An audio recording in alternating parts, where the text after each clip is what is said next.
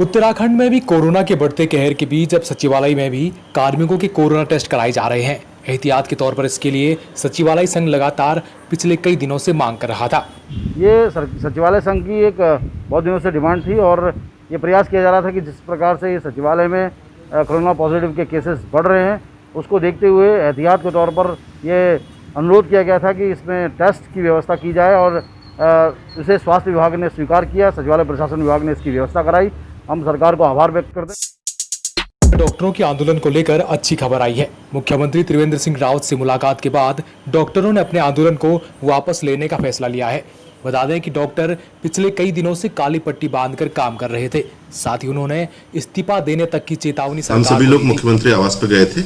मिलने वालों में मैं, डॉक्टर नरेश नपलचाल और डॉक्टर एनएस बिष्ट हम लोग साथ में थे। हमने सभी मांगों पर विस्तार से चर्चा करी मुख्यमंत्री जी ने हमारे साथ, और माननीय मुख्यमंत्री जी ने सभी मांगों को मान लिया है। हम सभी चिकित्सक अपने पूरे संगठन की तरफ से माननीय मुख्यमंत्री जी का आभार व्यक्त करते हैं व धन्यवाद करते हैं। उन्होंने हमारी सारी बातों पर आश्वासन दिया है कि सब पे प्रक्रिया प्रारंभ कर दी गई है और जितने भी हमारी मांग है वो पूरी कर दी जाएंगी। हम देहरादून विधानसभा में राज्य मंत्री रेखा आर्य ने मत्स्य विभाग की समीक्षा बैठक की। इस दौरान प्राकृतिक आपदा से मत्स्य पालकों को हुए नुकसान पर भी मंथन किया गया। साथ ही मत्स्य पालकों के लिए इंश्योरेंस की सुविधा देने पर भी चर्चा की गई। देखिए, आज मत्स्य विभाग के विंग है मत्स्य अधिकरण, उसकी बोर्ड की आज बैठक रखी गई थी, जिस बैठक में अब तक में जो निर्णय पूर्व की बोर्ड की बैठकों में हुए हैं उसका अब तक में क्या क्या कार्य हुए हैं उसका पुनः अनुमोदन लिया गया है। नए प्रस्ताव के तौर पर ये प्रस्ताव आया है। कई बार प्राकृतिक आपदा के कारण उनका जो ढांचा है वो ध्वस्त हो जाता है, लाइफ स्टॉक का क्षति होती है। उन परिस्थितियों में मत्स्य विभाग उनके साथ कैसे खड़ा हो, इसका भी प्रस्ताव जो है आज बोर्ड की बैठक में आया है।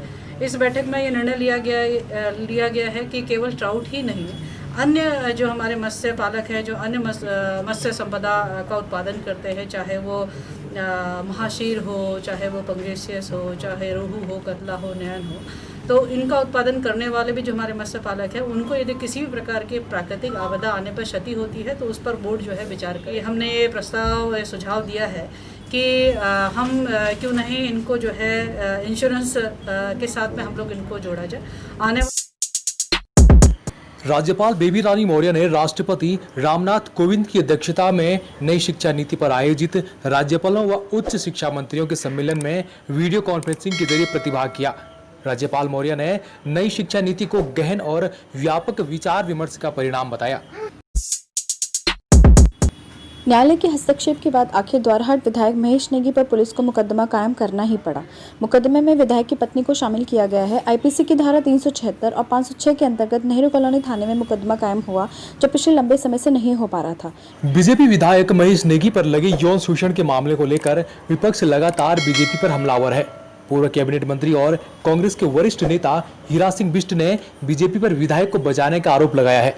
हीरा सिंह बिष्ट ने बीजेपी को चुनौती देते हुए कहा कि अगर बीजेपी में साहस है तो पार्टी विधायक महेश नेगी को निष्कासित करे।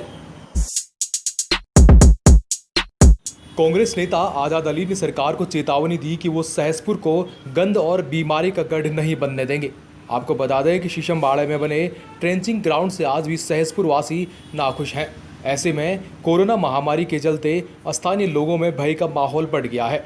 लंबे समय से सहसपुर जनता की आवाज बने आजाद अली क्षेत्रीय विधायक सहदेव पुंडीर पर हमलावर दिखे। इस ट्रेंचिंग ग्राउंड की वजह से बहुत इस षड्यंत्र को, बदबू को झेल रही है।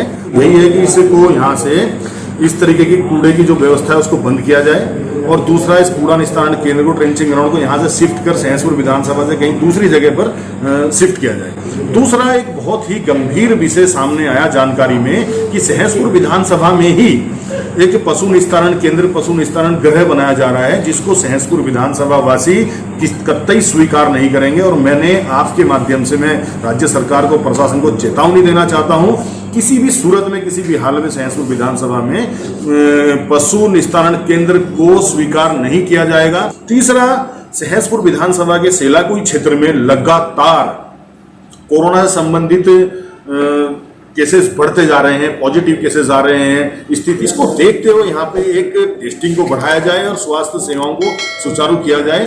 और इन सारे ही कारणों को लेकर अब पूरे सहसपुर विधानसभा क्षेत्र की जनता के मन में एक बड़ा आक्रोश है क्षेत्रीय विधायक को लेकर, क्षेत्रीय विधायक की नाकामी और क्षेत्रीय विधायक